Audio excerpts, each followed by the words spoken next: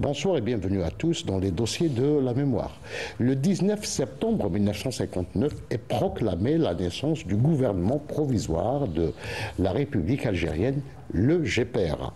Un gouvernement qui va donner une nouvelle impulsion à l'action révolutionnaire, que ce soit sur le plan interne et notamment sur le plan externe, c'est-à-dire sur le plan diplomatique. Pour revenir sur l'histoire de ce gouvernement provisoire de la République algérienne, ses prouesses diplomatiques et politiques, j'ai le plaisir de recevoir Boukhalifa Amazit, chercheur en histoire, journaliste et scénariste. Boukhalifa Amazit, bonsoir et bienvenue dans les dossiers de la mémoire. J'ai intitulé l'émission d'aujourd'hui, le 19 septembre 1959, le GPRA, un gouvernement de guerre.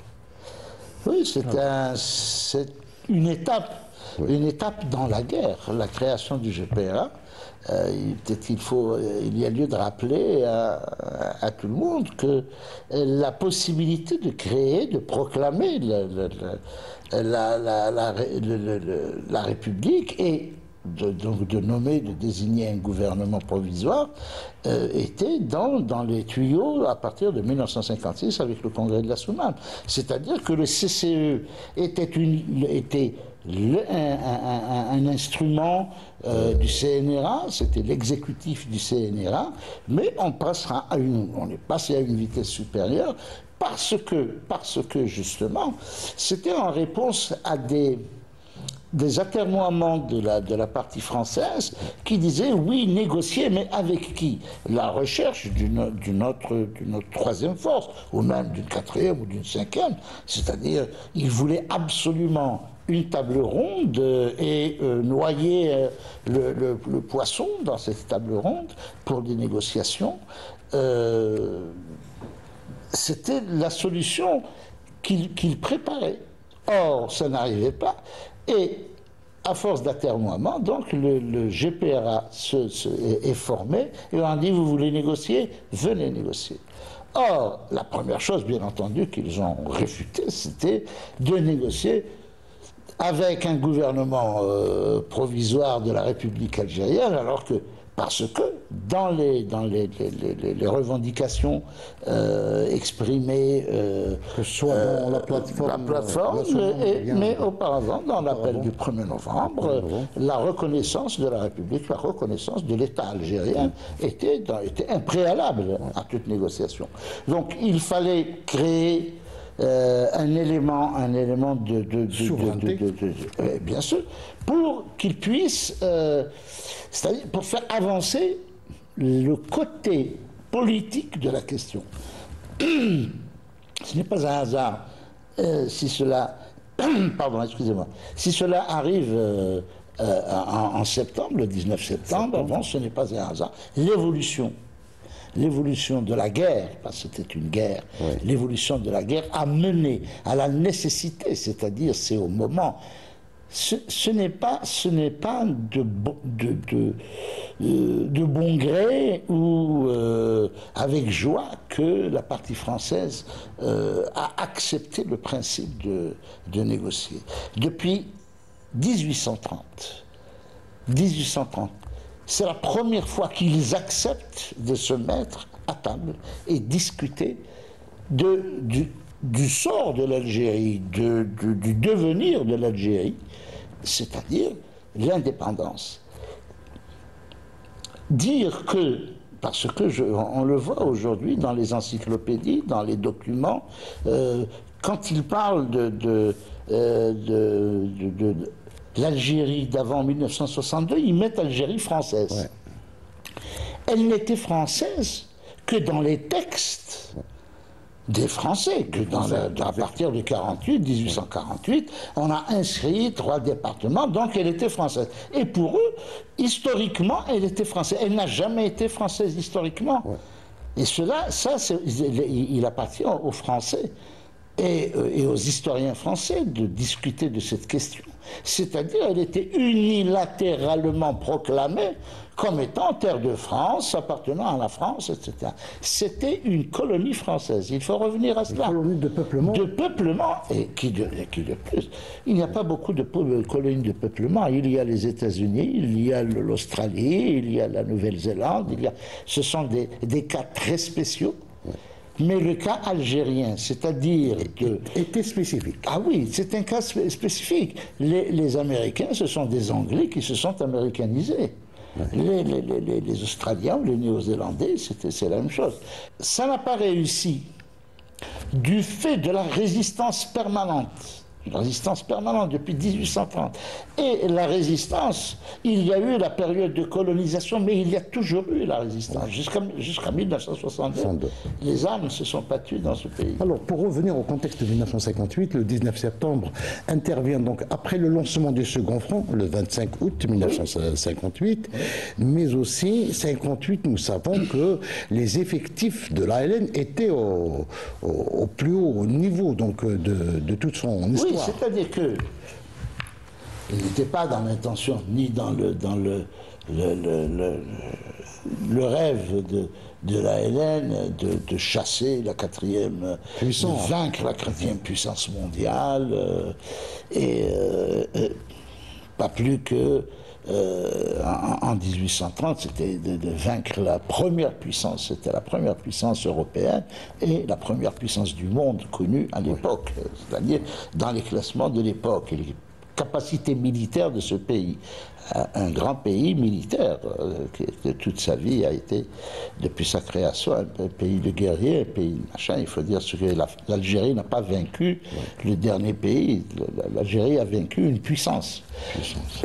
Cette victoire qui a été, bien entendu, dans le cadre de la guerre révolutionnaire qui met en branle la diplomatie, la culture, tous les moyens sont bons. Et d'ailleurs, le sport. Mais il y a une phrase comme ça dans la plateforme qui dit les moyens, tous les moyens. Les moyens de tous les moyens. Point d'interrogation, tous les moyens. C'est-à-dire ils n'ont pas été économes d'idées, d'imagination, de ruses politiques pour arriver à l'indépendance aujourd'hui. Bon, bien entendu, pour se faire mousser le nombril, la presse française et quelques historiens d'extrême droite, de droite, qui disent oui, nous avons gagné militairement, mais politiquement. Vous n'avez rien gagné, la preuve, l'Algérie est indépendante. Et l'objectif, une guerre, qu'est-ce que c'est là? Un objectif. Quand l'objectif est atteint, c'est celui qui a atteint l'objectif qui a gagné. Mebrouk Belhoussine le disait, expliquait que c'était une guerre révolutionnaire et non pas une, bien sûr, voilà, c'était pas une guerre de position, c'était pas une guerre comme l'Europe en a connu et par dizaines et par centaines. C'était pas du tout de machin. Il fallait que décoloniser l'Algérie a été décolonisée. Alors donc restons dans le contexte, c'est le retour de Charles de Gaulle, la chute de la 4e République, donc l'arrivée de De Gaulle au pouvoir. Et puis, les Algériens, à l'époque, ont décidé de faire donc, cette proclamation de la naissance du GPRA à la fois à Tunis et au Caire. Ce qui a froissé, pour ne pas utiliser d'autres termes, qui a froissé nos amis égyptiens, nos frères égyptiens, parce que ça a été proclamé. Et ce gouvernement a été, d'ailleurs, dans ses mémoires, le chef des services spéciaux égyptiens, a été impitoyable dans le portrait qu'il adressait au président Nasser, des Algériens, et des trucs. Mais ça, c'est une autre histoire, une histoire plutôt interne. Et donc, la proclamation dans les trois capitales a été un moment très important, parce que l'Algérie, ça a été permanent, ça. Affirmer son indépendance vis-à-vis de toutes les capitales, quelles qu'elles soient, et Personne n'a été consulté, c'est une affaire interne, c'est une question d'indépendance. Ce GPR a annoncé la couleur, ce n'est pas après consultation de X ou de Y, de l'Est, de l'Ouest, du Nord ou du Sud, c'est une consultation interne. La dans le cadre du CNRA, évidemment. Dans le cadre, bien entendu, bien sûr. Du Conseil national de la Révolution algérienne. Ce qui est une chose tout à fait normale. Donc, quelle que soit la façon avec laquelle, ou l'humeur, disons, avec laquelle la chose a été accueillie, que ce soit à Rabat ou à Tunis, où il n'y a pas eu de discussion particulière. Mais en Égypte, le GPRA, d'ailleurs, a déménagé immédiatement, parce qu'ils ont considéré cela comme étant une ingérence, et ça, l'indépendance de la décision du FLN a toujours été revendiquée, exprimée, revendiquée vis-à-vis de toutes les puissances et vis-à-vis de tous les amis, voisins, frères et autres. Alors, il y avait beaucoup donc, de pays frères et amis qui vont reconnaître tout de suite le GPR. Oui, immédiatement. Oui. Parce que la guerre, quand même, a commencé, ça a fait 4 ans que la guerre a commencé. Et c'est une guerre qui a occupé parce que, en matière de décolonisation, c'est-à-dire le processus de décolonisation enclenché dès après la Seconde Guerre mondiale, dans le cadre plus ou moins organisé des Nations Unies, de la sympathie que suscitait le FLN et cette guerre de libération, et ce peuple qui avait le courage d'affronter, on ne le dira jamais assez, la 4e puissance du monde. La charge historique du combat, parce que ça allait dans le sens de l'histoire, cette charge historique qu'il ne faut pas négliger, ce qui a été une alliée, l'histoire a été une alliée des combattants algériens et du FLN. Donc tous ces éléments accolés bout à bout, ça donne quand même quelque chose qui évolue très vite. Parce que, au regard des 400 ans de colonisation du monde, des 132 ans, 7 ans et demi, c'est vrai que c'est une éternité.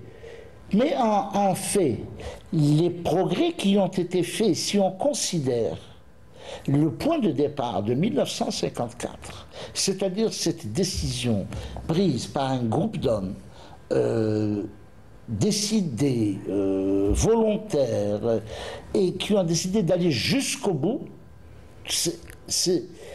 cette volonté exprimée, dite et réclamée, ça suscitait une admiration extraordinaire. Et ça indiquait que, quel que soit comme disait Mohamed Yazid, même s'il n'en reste qu'un, avec un morceau de galette et un oignon dans la poche et un fusil de chasse, il va se mettre derrière un rocher, et à chaque fois qu'une voiture passera, il va tirer un coup de feu sur la voiture. La France va maintenir jusqu'à 600 000 hommes pour 1 million d'Européens. 600 000 hommes. C'est-à-dire, mais c'est un corps expéditionnaire. 600 000 hommes, c'est un corps expéditionnaire unique pour l'époque. Ils pensaient que l'importance de l'armée allait submerger. Les 600 000 hommes n'ont pas submergé les 8 millions d'âmes qui étaient prêtes à aller. Le problème, quand des amis, des pays amis ont dit à des délégations militaires ou politiques algériennes à l'époque qui se rendaient dans ces pays, en leur disant oui, mais nous pouvons vous aider, même en hommes, en matériel, etc. L'Algérie a toujours dit non, le peuple, il est là. Ce qu'il nous faut, ce sont des armes. Et nous pouvons armer tout le peuple s'il le faut, mais il nous faut les armes pour les armer. Le reste on s'en charge. Et ça aussi, c'était un trait de caractère de cette guerre de libération. Alors, le GPRA est proclamé. Est-ce que sur le plan diplomatique, l'action donc de la révolution algérienne va connaître une certaine impulsion. Il y a eu le point de départ, c'est-à-dire que cette diplomatie de guerre, cette diplomatie offensive, ça va être à Bandung, 55, ouais. Bandung, même si nous devons à l'histoire, à la vérité historique de dire que la résolution de Bandung concernait les pays du Maghreb, les 3 pays qui étaient les uns en négociation, l'autre en état de guerre, ils exprimaient une solidarité vis-à-vis de ces pays. Mais c'était surtout, et les diplomates et ceux qui se sont réunis à Bandung étaient conscients de l'issue des négociations en ce qui concerne nos voisins, mais il y avait, et ils savaient que pour nous, ça allait être un petit peu plus difficile, si je puis m'exprimer ainsi. L'apprentissage qui a été fait, le capital sympathie vis-à-vis des pays d'Afrique et d'Asie, vis-à-vis de ce qu'on appelait à l'époque les pays épris de justice et de paix, et qui étaient pour la décolonisation. Les pays du tiers-monde. Les pays du tiers-monde naissant. Voilà, du tiers-monde naissant. Parce que le tiers-monde... Et puis les non-alignés naissants. Ça aussi, c'était un mouvement qui fera parler de lui par la suite. Donc, tout c'était... Mais le FLN savait qu'il ne fallait pas attendre qu'on t'invite pour t'exprimer. Ils le savaient. Donc ils ont placé des sentinelles à New York, aux Nations Unies, qui faisaient les 100 pas devant les Nations Unies, attendant de rentrer. Ces sentinelles qui vont être de remarquables diplomates. Je pense à Hamdi Yazid, à Chandarli, à quelques autres aussi. Avant Aït Ahmed, il y avait également. Bien sûr. Oui, bien sûr. Et ces sentinelles qui étaient là étaient chargées de prendre la température et puis d'expliquer. Parce que ce n'est pas tellement la cause. La cause était entendue. L'habileté de ces diplomates, en formation, qui se sont formés sur le tas, a vite convaincu, a très vite convaincu les délégations extérieures, en tous les cas. Les pays, bon, je ne parle pas des pays arabes, je ne parle pas qui nous sont très proches, oui. Mais des pays d'Afrique, d'Asie, qui ont connu pour certains ce qu'était le colonialisme, qui ont connu pour certains la domination, donc qui n'ont pas eu forcément recours à la guerre, comme nous l'avons fait, parce que contraint et forcé, mais qui ont très vite sympathisé le groupe des 77. Et justement, vous avez évoqué la représentativité et le GPRA,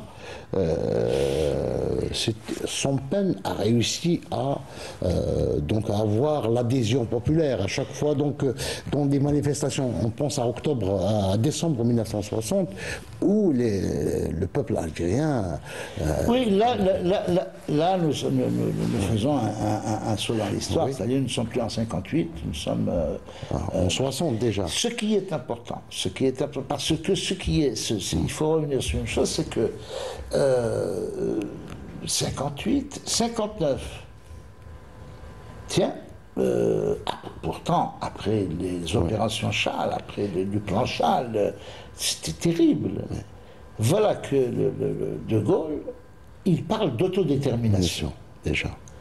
Mais il avait, c'est-à-dire, il s'est dit, tiens, nous allons aller vers cela, mais Un référendum, tout dépend de la question qu'on va poser, tout dépend des gens qui vont voter, tout dépend de comment ils vont voter, quelles sont les forces représentatives, etc.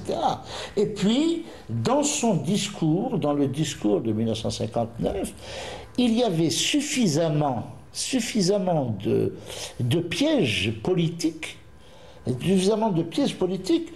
pour, c'était possible de faire fourvoyer, de fourvoyer le processus dans une aventure sans suite, hein, c'est ce qu'il pensait. L'intervention du peuple algérien, c'est-à-dire cet acteur qui était bien entendu acteur principal, mais quand il devient acteur, c'est-à-dire qu'il occupe l'espace public, il occupe la rue, et décembre est un moment, mais on n'a pas conscience, mais c'est la première fois depuis 1945 que le peuple sort dans la rue. Et ça, c'est très important. Et ça, il ne s'y attendait pas. Là, c'est-à-dire que le GPA, ben voilà, si vous avez besoin de démonstration, voilà la démonstration. Le peuple est dans la rue. Et ça a fait un bruit d'enfer, un boucan d'enfer dans les couloirs de Manhattan et de ce peuple qui sort. Et ça parle, c'est des grands moments de l'histoire, c'est des moments réellement qui accélèrent l'histoire, et il y a eu une véritable accélération de l'histoire. Et d'un point de vue historique, Bourkhane, comment vous expliquez que le GPRA, la France n'a pas pu affaiblir le GPRA malgré les opérations Charles, malgré l'affaiblissement de l'ALN en 1959-1960? Oui, mais parce que les Français croyaient que la solution était militaire.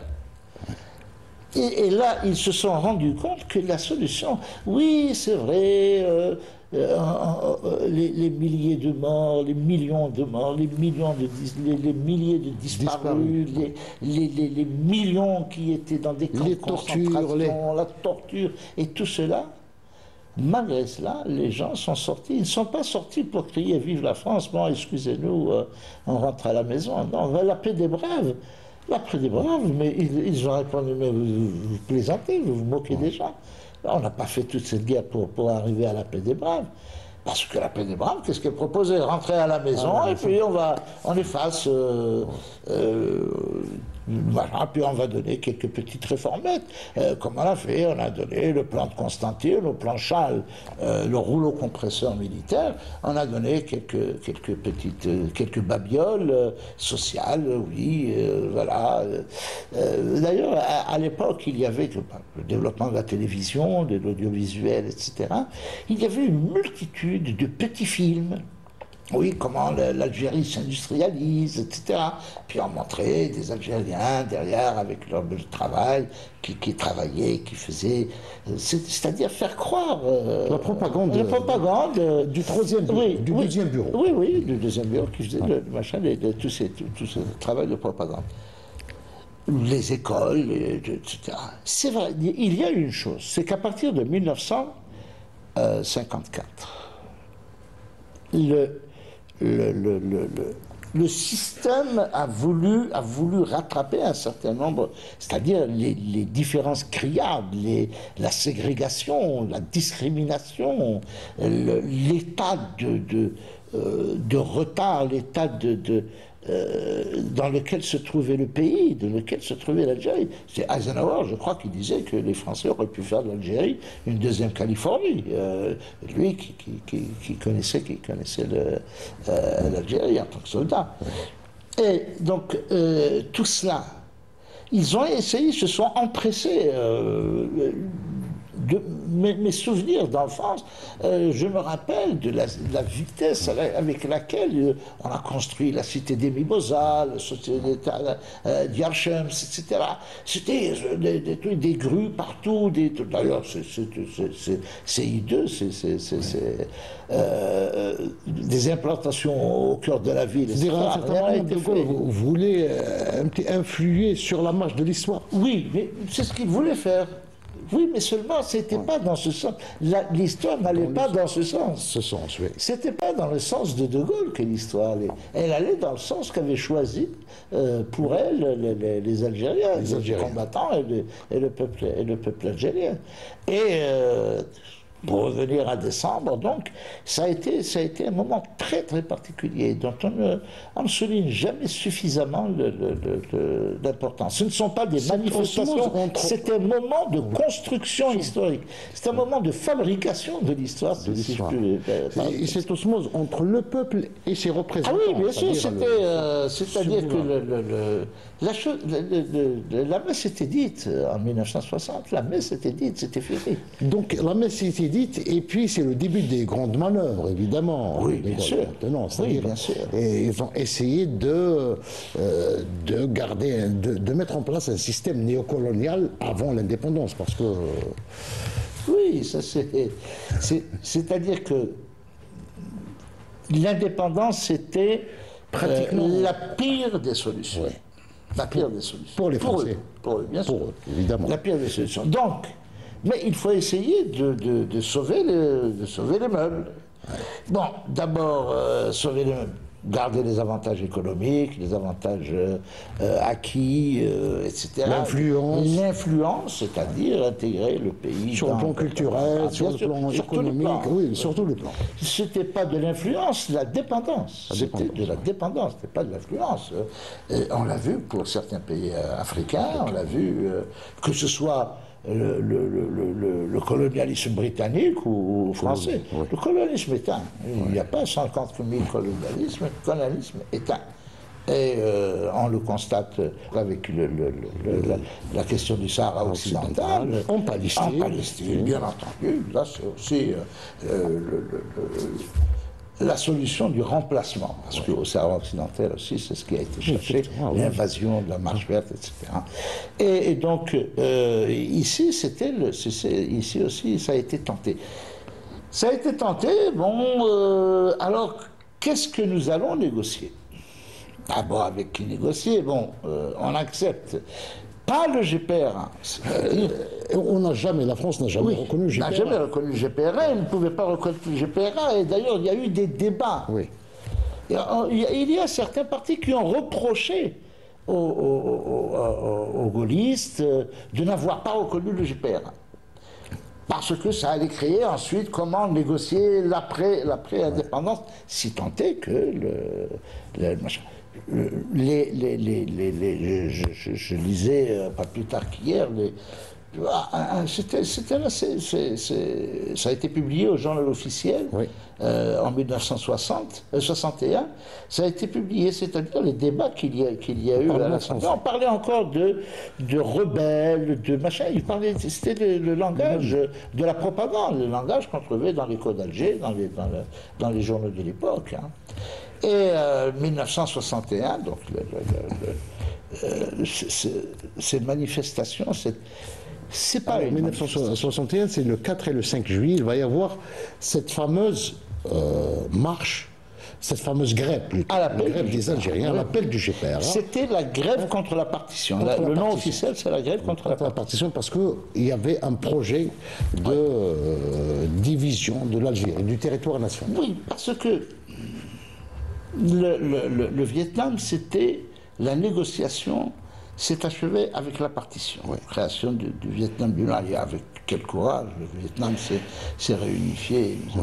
Le monde a été témoin de cette extraordinaire réunification. La Corée ne s'est pas encore réunifiée. Beaucoup de pays ont connu comme ça des solutions bancales. Pour les peuples, c'était des solutions provisoires. On a bien construit un mur à Berlin, un grand mur à Berlin, on a vu comment il s'est achevé. Et ils voulaient faire la même chose ici. C'est-à-dire pour eux, il y avait l'Algérie utile et l'Algérie pratiquement inutile. Mais ce qui était, ça fait sourire aujourd'hui, parce qu'on se demande, mais vraiment, de quel esprit est sortie ces cartes sont sorties. Il y a 3 ou 4 cartes qui ont été faites comme ça. Je crois que c'est Perfit qui avait fait ça. Les cartes étaient une espèce de...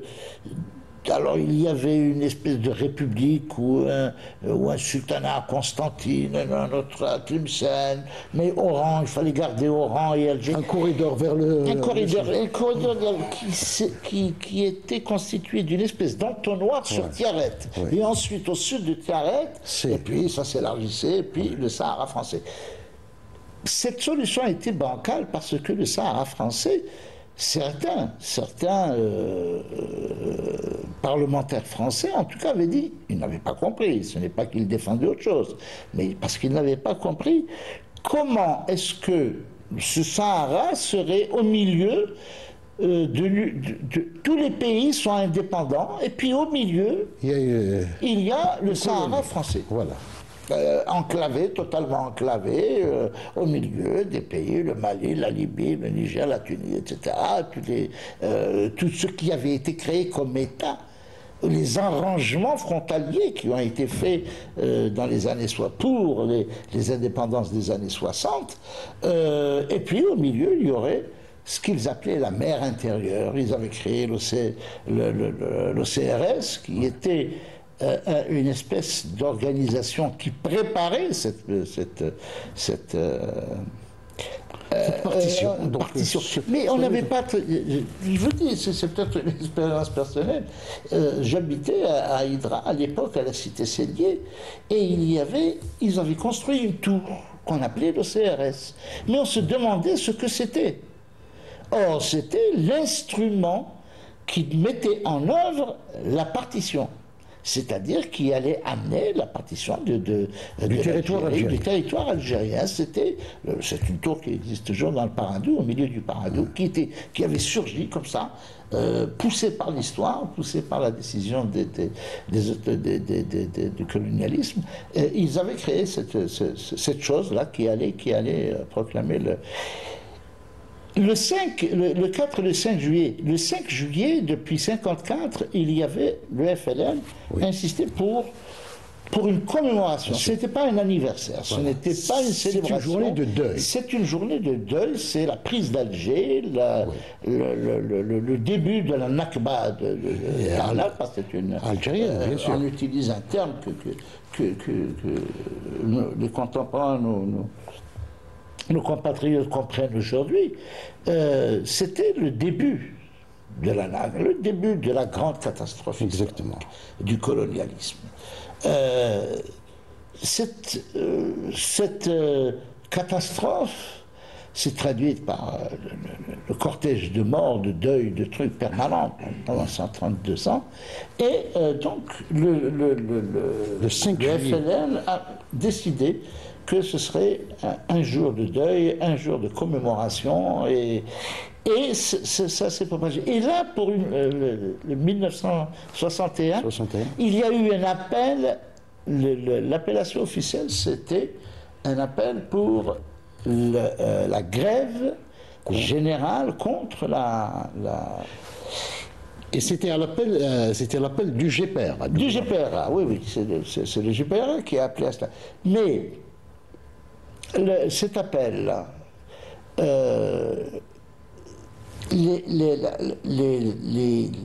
la température politique du 4 juillet, des affrontements, début des manifestations, a amené les autorités françaises à mobiliser des troupes. Déjà, la veille, il y a eu des morts, il y a eu des blessés. Il y a eu, au total, les chiffres qu'ils donnent, c'est 266 blessés, 80 morts pour le lendemain. Mais ça avait commencé donc le 4. Et comme ils avaient verrouillé Oran, Alger, Constantine, comme d'habitude, ils verrouillaient. Mais les grandes villes savaient l'organisation. Savaient qu'ils allaient verrouiller. Quadriller, etc. Bon, c'était connu, c'était une machin. Mais ça n'en est pas resté sans écho, parce que les autres, les petites villes qui n'ont pas été touchées, ont manifesté. Ce qui fait que, sans le vouloir, ils ont donné une audience extraordinaire à cet événement, parce que partout, dans les villages, dans les villes modestes, il y a eu grève et il y a eu manifestation, etc., contre la partition. C'est-à-dire que, bien entendu, tout le monde savait que les grandes villes étaient acquises au GPRA et au grand projet nourri par le peuple de l'indépendance, le projet historique. Donc, ils savaient. Mais là, ceux qui doutaient du fait que c'était un phénomène général, eh bien, ils ne pouvaient plus douter. C'est des citoyens de Tiaret, oui, de partout, des villages, de Châteaudun, etc. On appelait les villes, ils avaient des noms. Donc, et là, c'était encore une preuve éclatante. Une preuve éclatante donc, de l'adhésion du peuple à l'action du GPRA, mais également, c'est une prouesse du GPRA. Ah oui, non, mais c'est-à-dire que le GPRA, c'est-à-dire le côté des autorités coloniales, ils croyaient que le GPRA, ça allait être la continuité du CCE, c'est-à-dire des ministres. D'ailleurs, la presse à l'époque mettait ministre entre guillemets, ministre de ceci entre guillemets. Et je me rappelle toujours de ce mot de Mohamed Yazid, qui disait une chose, quand il avait été, après l'indépendance, il mettait ancien ministre du GPRA, sans guillemets. Alors, il a dit, on est plus à l'aise quand il n'y a pas de guillemets, à droite et à gauche, on est beaucoup plus à l'aise. Ils avaient joué réellement le rôle de ministre. Le ministre des Finances jouait son rôle de ministre des Finances. Des affaires sociales jouaient. Des affaires sociales jouaient, oui, des affaires sociales.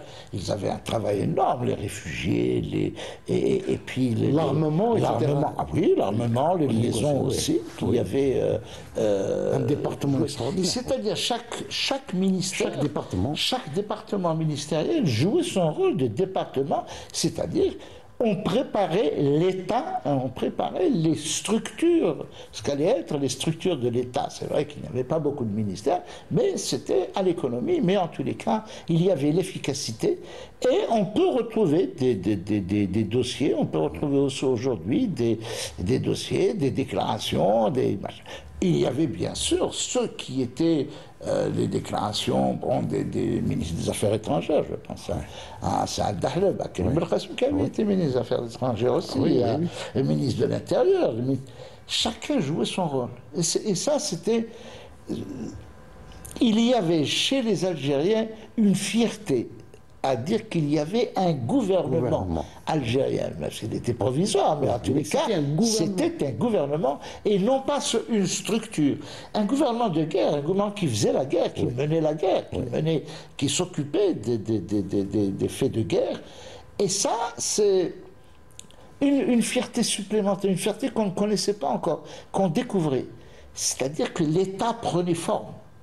Le pays, le bled, le machin, ce rêve extraordinaire, c'était un rêve fou, attention, rêver d'indépendance à l'époque, c'était interdit, et là, ça devenait une réalité. Et 1961 a été cet instant, il n'en est pas question, c'est-à-dire que la condition de l'unité territoriale, de l'unité du peuple algérien, là, c'était indiscutable. Et je crois que c'est de guerre lasse. Toutes les solutions qui ont été, toutes les ruses, parce que c'était des ruses, très souvent des ruses du général de Gaulle, parce qu'il ne connaissait pas. Il a et ça c'est l'extraordinaire brouillard culturel dans lequel ils étaient plongés quand ils regardaient l'Algérie. j'étais convaincu que il fallait leur donner un bouchon de carafe pour qu'ils vous donnent une province entière. Cette idée est restée très longtemps dans l'esprit, et je crois que dans l'esprit de certains, jusqu'à présent, certains hommes politiques, jusqu'à aujourd'hui, on voit ce comportement oui, mais ce sont des pauvres malheureux, c'est-à-dire qu'ils interdisent toute intelligence aux colonisés. Le colonisé n'a pas de culture. La religion du colonisé, c'est l'islam. Pour eux, l'islam, c'est la religion du colonisé. Ça ne peut pas être autre chose.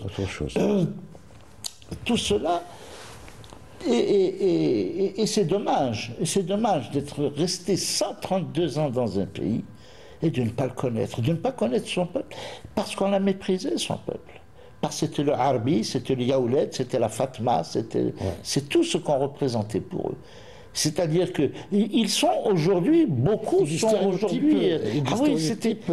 oui, absolument. Qui demeurent jusqu'à aujourd'hui, jusqu'à présent. Dans l'esprit de quand j'écoute certains responsables politiques français s'exprimer sur l'Algérie, et particulièrement sur l'Algérie, ils sont convaincus que nous sommes incapables de progrès. Il y avait et Frantz Fanon a dénoncé ça. Chez les médecins psychiatres, par exemple, avant l'arrivée de Frantz Fanon à Joinville, à Blida, il y avait un traitement particulier pour les colonisés. C'est-à-dire, ce qu'on appelait l'école d'Alger. L'école d'Alger.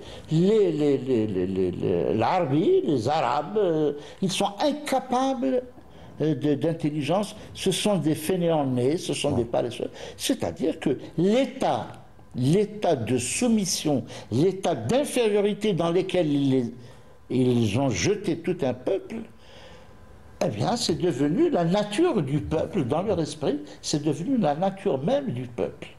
Et ça, je crois que on ne guérit pas facilement, on ne guérit pas rapidement, et encore jusqu'à aujourd'hui facilement, de ce type de comportement et de ce genre d'idées, de préjugés. C'est pire que des préjugés. C'est pire que des préjugés. On vous dira, oui, les Algériens, dès qu'ils sont en France, on leur donne une responsabilité parce qu'ils sont immigrés ou alors ils sont nés là-bas ou autre. Oui, on reconnaît leurs qualités. Oui, c'est des bons footballeurs, c'est des bons ingénieurs, ce sont d'excellents médecins. D'ailleurs, il n'y a pas beaucoup d'hôpitaux en France. Oui, mais ceux qui sont restés là-bas, non. C'est-à-dire que c'est le climat, je ne sais pas. C'est une idée très Montesquieu. Il y a toute une littérature du 19e siècle pour dresser des portraits inférieurs raison, les Algériens, les colonisés d'une manière générale. Absolument. Boukhalifa, donc pour rester sur cette dynamique du GPR, donc à partir de 1961, et puis il va y avoir l'ouverture des négociations, et le GPRA saura les mener jusqu'au bout. D'abord, il désigne les négociateurs. Oui. Les négociateurs, ils désignent, ce sont des gens qui connaissent très bien les dossiers, qui connaissent très bien machin, et puis qui connaissent quelles sont les limites, les lignes rouges. Ouais. Dès qu'ils sont arrivés, ils ont montré les lignes rouges sur la table. Donc, il y avait un responsable pour les Algériens, c'était Karim Belkacem.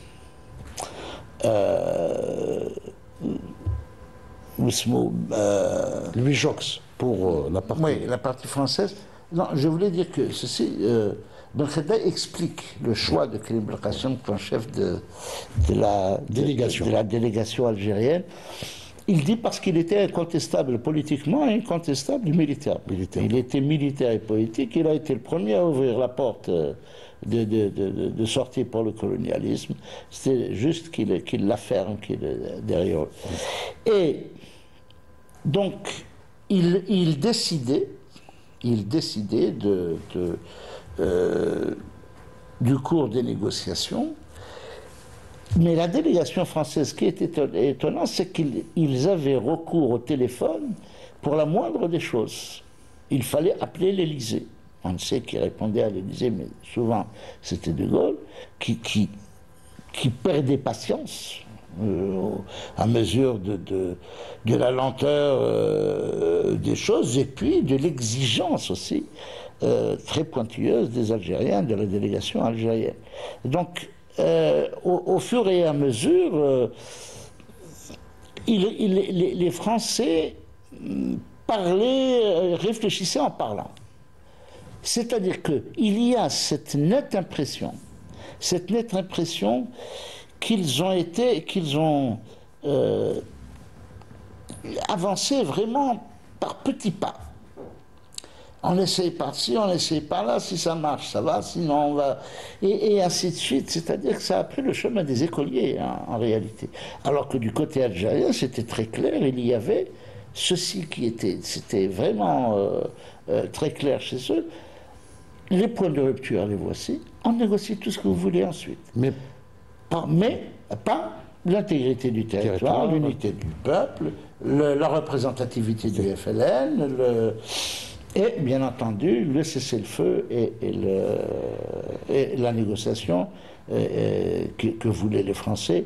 Mais au moins, ils avaient dit c'est la négociation et ensuite après c'est le feu. Pas question de se faire avoir dans cette démarche.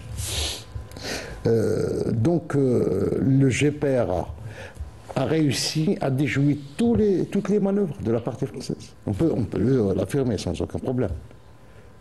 Non, je crois que cette phrase que je crois que c'est Bernard Tricot qui dit à la fin De Gaulle était excédé. Il avait dit à Bernard Tricot de leur dire, il avait dit à ses négociateurs, à Jox particulièrement, il avait dit allez dire à ces lascars que nous sommes d'accord, qu'ils vont être indépendants, mais qu'ils mettent au moins les formes. C'est-à-dire que c'était une question de forme. C'est-à-dire c'est inéluctable. Et cela, De Gaulle le savait que c'était inéluctable. C'était inéluctable. Il a essayé par tous les moyens. La grande surprise à laquelle il ne s'attendait pas, c'était l'intervention. Et ça, c'était l'intervention de son armée qui est devenue putschiste. C'est l'OAS. Ouais. L'OAS ne sont pas des civils, ce sont des militaires. Oui. C'est l'armée républicaine, c'est l'armée de Napoléon qui devient putschiste, qui met en péril la République. On ne peut pas oublier l'appel de Debré à aller à Orly pour faire face aux avions, parce que toute l'armée était ici.